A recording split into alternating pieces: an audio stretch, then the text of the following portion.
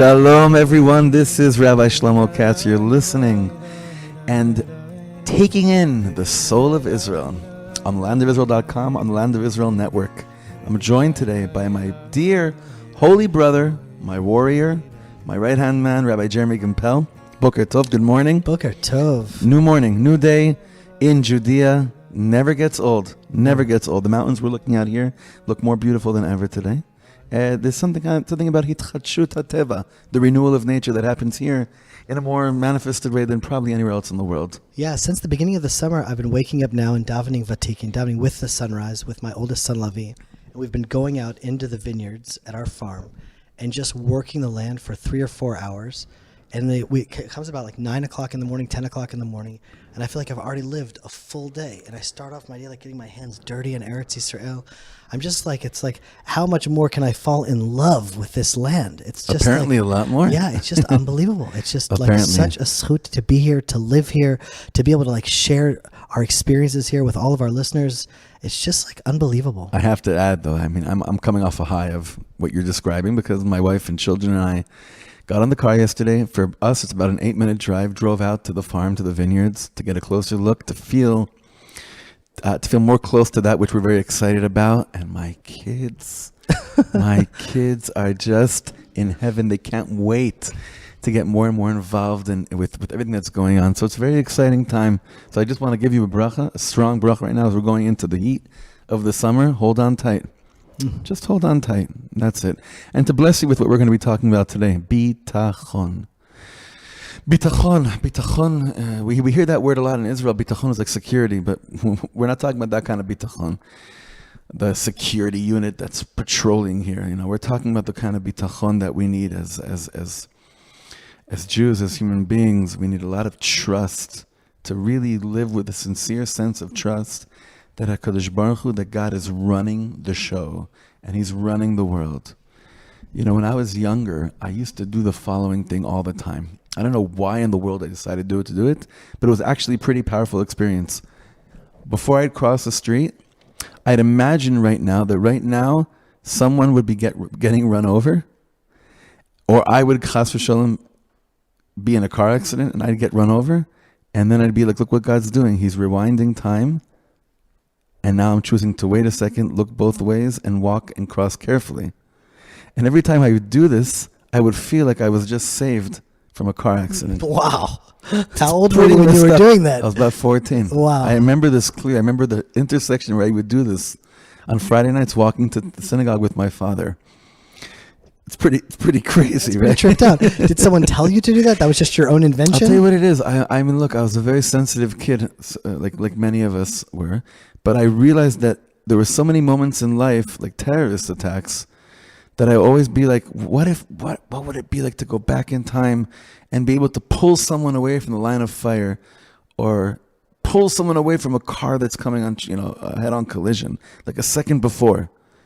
Like that to me would be like God really showing me that He's really like pulling a miracle and caring and saving me from something. And then I said, wait a second, how do I know that that's not happening right now? How do I know that I'm not living that reenactment, but having the ability to choose a different, to change courses right before? Wow. It's a very, I don't even know, I don't know what I was on then. I was 14 years old, but like, what was I eating? Hormones. What did my mom bring when Israeli puberty? What was going on? The truth is, friends, I will say, Israeli, honestly, the way the kids grew up here, you do grow up with a different sense of experience on every level. Like your children now, your oldest is 14, my oldest is 8. I see the way that they're growing up with a different interaction with nature. Anywho, bitachon, trust, means that at any given second, it's clear to you that you're being protected right now, that things possibly, because this world is so chaotic and crazy, and especially we feel this in the Holy Land, that we're surrounded by enemies. Things could right now explode in our faces in a second. And God is showing us, by being awake and conscious, and show you, do you see how you're being protected? To realize it, and then live through that bitachon, that security. Wow. And it's something that Ari and I do every once in a while. But At any moment, the whole world can be changed. Just, if it's Iran's nuclear bomb, North Korea's nuclear bomb, with Donald Trump, it's like a tinderbox that's just waiting for something huge to happen. And we think that just because yesterday was a chilled out day and the day before yesterday was a pretty chilled out day, that tomorrow, who knows, something could be dropped, something could go off, and the whole world will be different. And the fact that Israel is 6 million Jews surrounded by 1.3 billion Muslims, where a lot of them really want to throw us into the sea, and we're just living here happily. And our children are going to Gan, and we're just building this amazing economy and an amazing society. We are like one sheep surrounded by wolves. Every moment here is a miracle. What does it take, though, to feel that more on a regular basis? It's kind of like about the pace of our lives. We need to slow down a little bit. Not with what we're doing, but how we're being distracted. I think less distractions invites more of a consciousness to what you're saying, that at any given second, hakol yachol litpotetz, everything can be blown up. Yeah, that's a reality. But I want to remember that more during my day. This brings us right into our parsha. Can I tell you something that I've been doing a little bit lately? For some reason, I don't know why and I don't know how, but several of my very close friends, tragedies struck them. One we know that we've been talking about a lot on the network is the beautiful boy Yakir Ephraim ben Rachel Devora. Right Erev Pesach, this little boy was diagnosed with a terrible, terrible reality.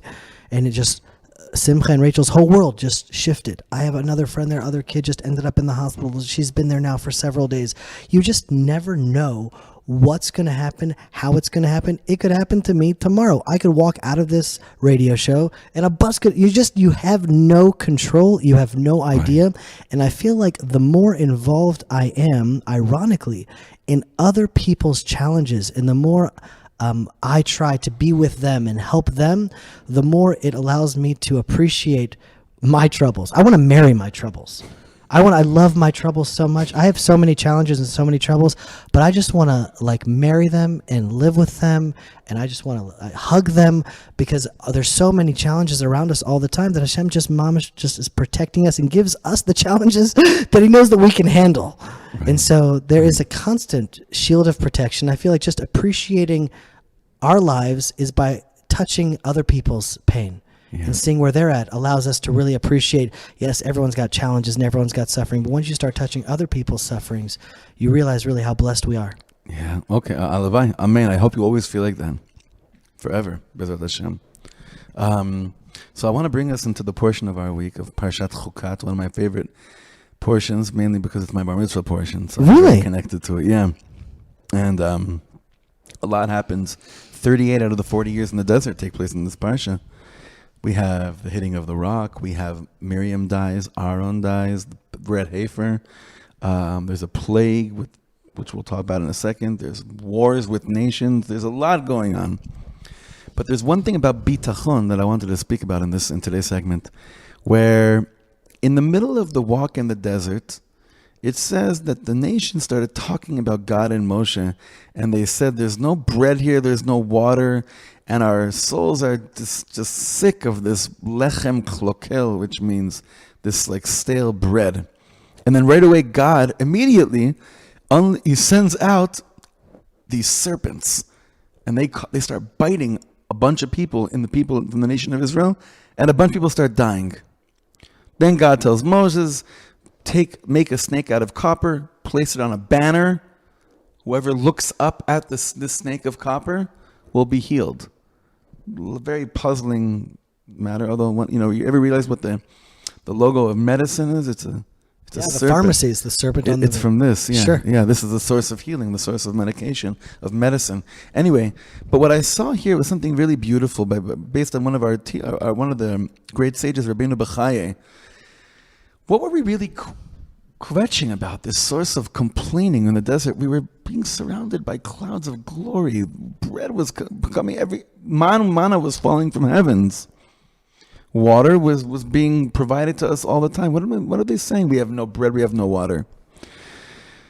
It's that they looked at the way the nations of the world have what they have, and it looked to them that the other nations of the world don't have to keep on praying and begging God and relying on miracles for that to happen, for sustenance.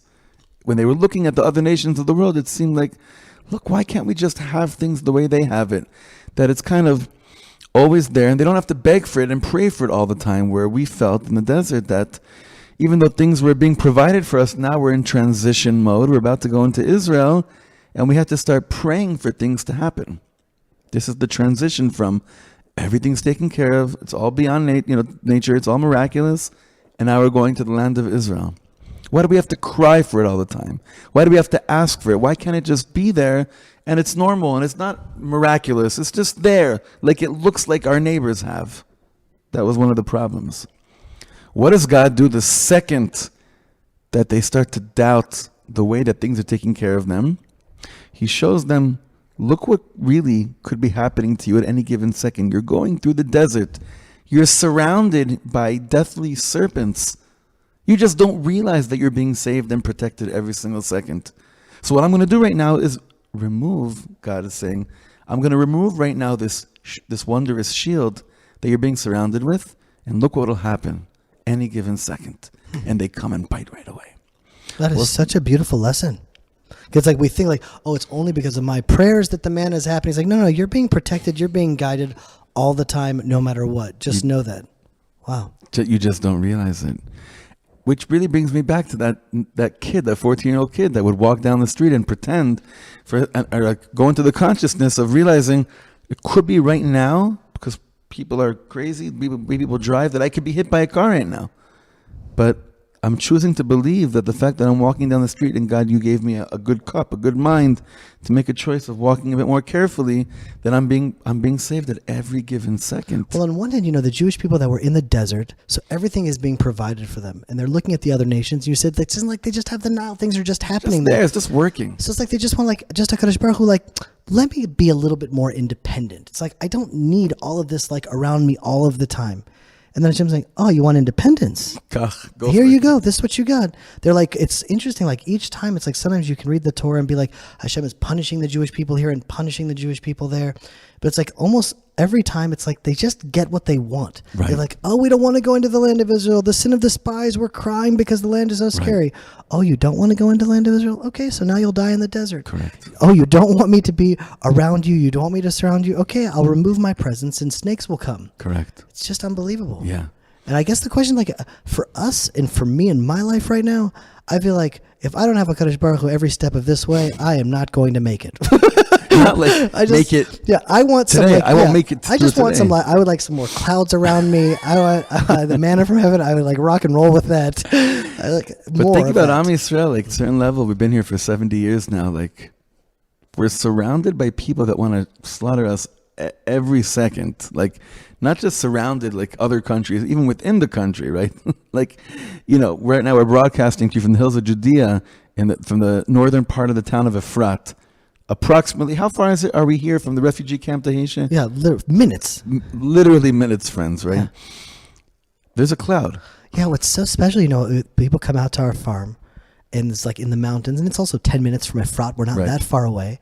And I just, it should be perceived as one of the most dangerous places in the world, in the West Bank, the blah, blah, blah. But then when people come out there, it's like there's more serenity, and there's more peace of mind, and there's more calm, and there's more quiet than in Manhattan or in LA. And there's something about Eretz Yisrael that I just know that people, they walk off the plane and a ruach comes over them wow, I've made it home. There's just a peace here that it's almost like the clouds of glory can a little bit be sensed almost anywhere in Eretz Yisrael. And it sort of takes sometimes people from outside of Eretz Yisrael to come and hear them talk about it, to be like, oh yeah, he's right. We had friends with us yesterday, yeah, visiting from LA, that said exactly that. And another friend that came to this shul just a few days earlier, also from LA, David Sachs. And as soon as that link is up, I would love to share the talk that he gave. Oh, wow. Also coming from LA. And he was just so excited to be in Eretz Yisrael as well. And so it's we are surrounded by clouds of glory all the time. Right.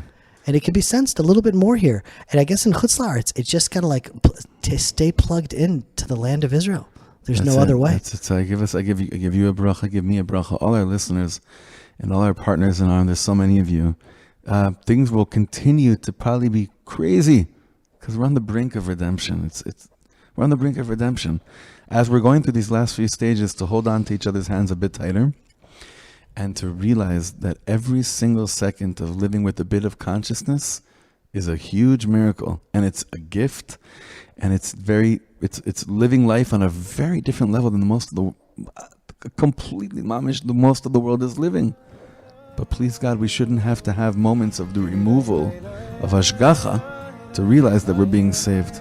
Let us feel that we're being saved every second, not because there's an enemy in front of me, but because I have bitachon that there's a captain to this ship. Please, please, please reach out to us. Shlomo at landofisrael.com, Jeremy at landofisrael.com, and let's keep this show on the road. All right, shalom.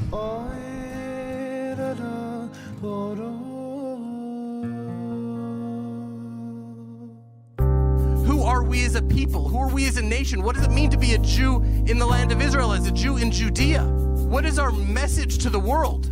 We're finally back in our land, and we get to ask these questions.